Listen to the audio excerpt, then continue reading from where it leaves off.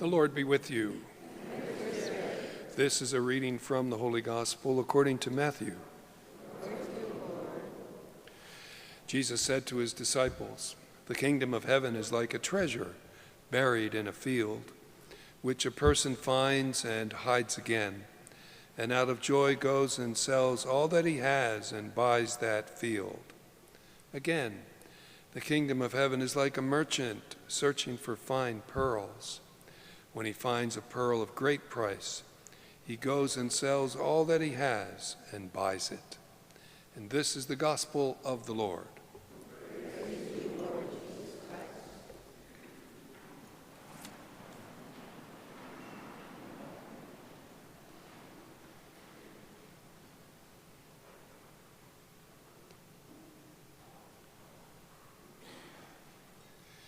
In case you're wondering, I used the shorter version of the gospel. I noticed a few folks were looking around. Buried treasure in the ancient world was not a new phenomena. In fact, it shows up in a lot of literature of the day. Where do you think these stories came from? It's pretty simple, really. In the ancient world, in Palestine especially, it was not unusual for marauders, even large armies, to invade and gain control of certain areas. Even groups of bandits would plague an area. And there are no banks as we know them back then. So when invaded, people would generally have an escape route up into the hills. But before they fled, they would bury their valuables. And guess what? It worked. There is no way invaders could dig up acres of land looking for riches. But what happened a lot in the meantime? The people who went up into the hills often would not come back. Either they were killed or relocated, and as a result, a fair amount of treasure was buried around Palestine. A year later, 10 years later, maybe longer, a farmer buys that field and plows the field. Oh my goodness, he wasn't expecting it, but he finds the treasure, and it makes him rich. That is one of the two explanations of the kingdom of God we focus on here today. How sometimes quite unexpectedly people discover the wonder, the beauty, the healing, the forgiving power of God's kingdom. It's often like stumbling into buried treasure, that incredible feeling that you're actually a part, an important part of God's kingdom. Second parable is the one about the merchant who goes searching after a pearl, a great pearl, and sells all that he has to buy it.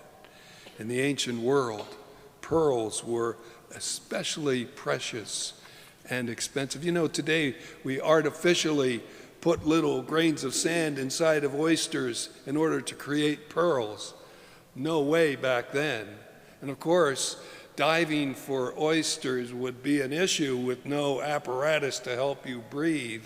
And on top of that, naturally speaking, only 1 in 10,000 oysters naturally makes a pearl. Precious indeed. In the parable of the buried treasure, the kingdom of God was something that someone unexpectedly found. Now, in the parable of the pearl, the kingdom of God is something to be searched for. Over time, painfully, I imagine that merchant looking quite a long time for that wonderful pearl. And isn't it true that there are some people out there who really are searchers, seekers, lookers, looking for beauty and peace and unity and God? Many of the great saints were searchers as well. One that comes to mind very quickly is St. Augustine, Remember, he tried just about every ancient philosophy of the day before he ended up with Christianity. Truly a searcher, and he found the kingdom of God. Now, both of these parables might want to make us say, Father Steve, that's nice, okay? But I've been a believer in God for decades. These parables really don't apply to me, do they? Really? Does your own personal spirituality have the excitement, the joy, the wonder of discovering the height and the depth and the beauty of God's kingdom displayed by the beauty of the buried treasure? Have we lost a little bit of that? And is your own spirituality dormant? When was the last time you discovered a new form of prayer or found a saint whose life really inspired you? When have you been like that merchant out there, searching for a new and wonderful way of looking and experiencing God and that pearl? Let these parables renew the beauty of our own need to keep searching for the greatness of the kingdom of God. Stagnation doesn't work in the spiritual life. Find the buried treasure and that pearl again.